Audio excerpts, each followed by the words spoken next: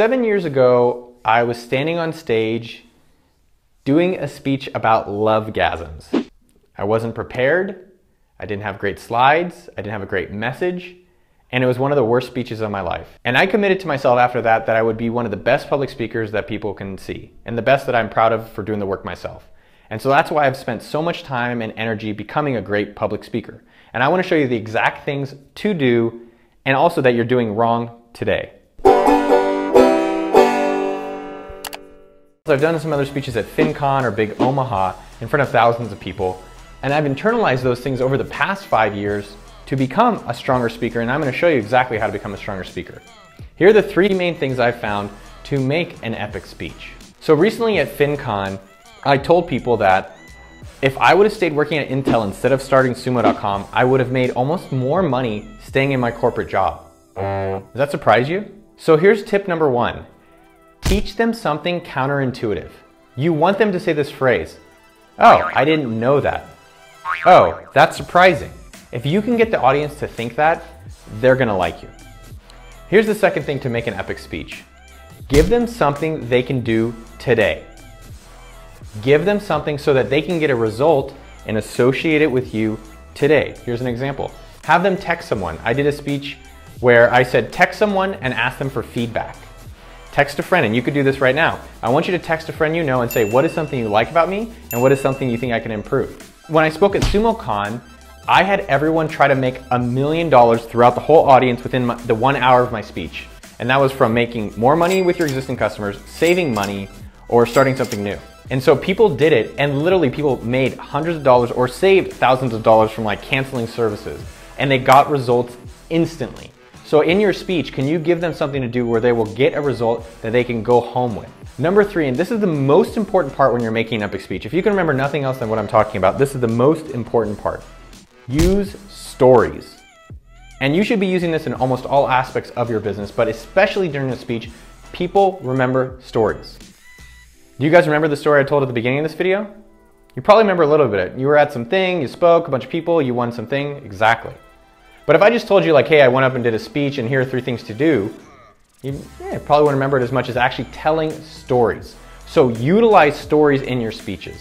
But here are probably 3 things that you're doing incorrectly. This is what I see as some of the worst things people are doing when they're actually giving speeches. Number 1, they don't engage the audience. So I'm gonna engage you, the viewer.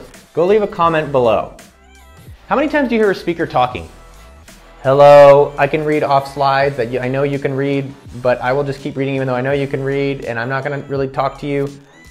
I think as the people in the audience, most of the time we think that we're better than the speaker. Have you ever felt that way? So when I'm speaking, it's more fun for me. I get more energy when I engage the audience. So most people aren't really doing that at all. So number 1 that you're probably missing out on is you're not engaging the audience enough. Number 2, this is something I was making huge mistakes on. And when I finally did my SumoCon speech and my Big Omaha speech, I spent time practicing. This is something I used to do.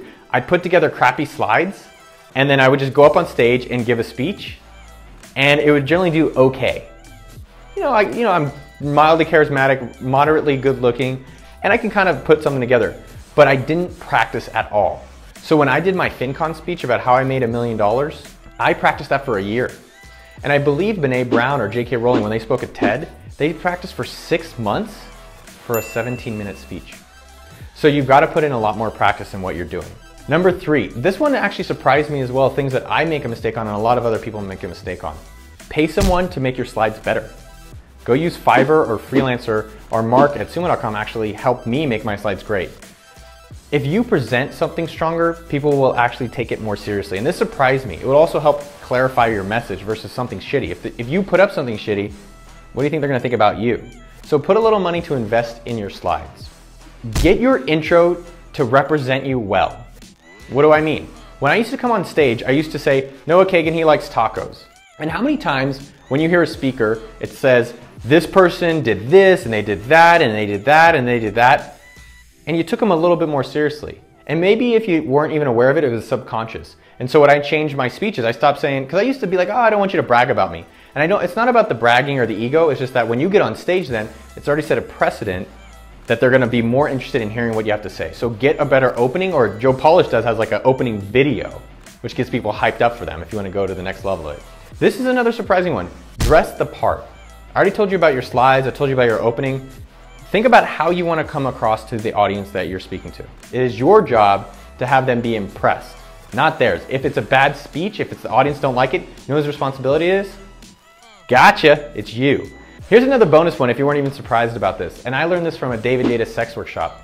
As you're giving speeches, what I want you to do is practice standing, looking around a room as you're gonna go tell these people to go die for you. You are the king or queen and these are your people. You look around the room, one by one, and you're about to give these people a speech that they are gonna go die for you in battle. And think about that as you are giving speeches. Are you slouching?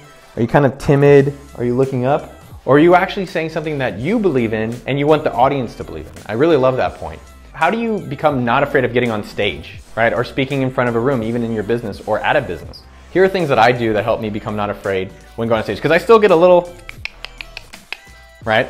Here's the first thing. Number one, at conferences, I make an active point to meet a bunch of people before I go speak. So when I go on stage, it's all my friends. Like you hang out with people at dinner, and when you see them, you're like, oh, it's Jim, it's Brandon, it's Andrea, it's Mark, JR, whoever. I do the same thing when I do a speech. So I've spent a lot of time trying to meet people, so when I go on stage, I already know these people. It's not strangers. Number two, I spend the first 30 seconds to 1 minute of every one of my speeches just talking to the audience about who they are. If you've ever heard one of my speeches, I always say, who's here today? Males, make some noise. They always go, ooh, ooh, ooh. Girls, make some noise, hey. And it's a way where I can just settle down. Number three, mistakes are gonna happen. And I love this point from Mike Posner.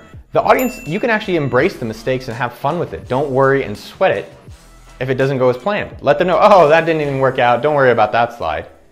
Just know that mistakes are gonna happen and be able to run with that through also being practiced and prepared for your speech. How much time are you actually putting in to your speeches?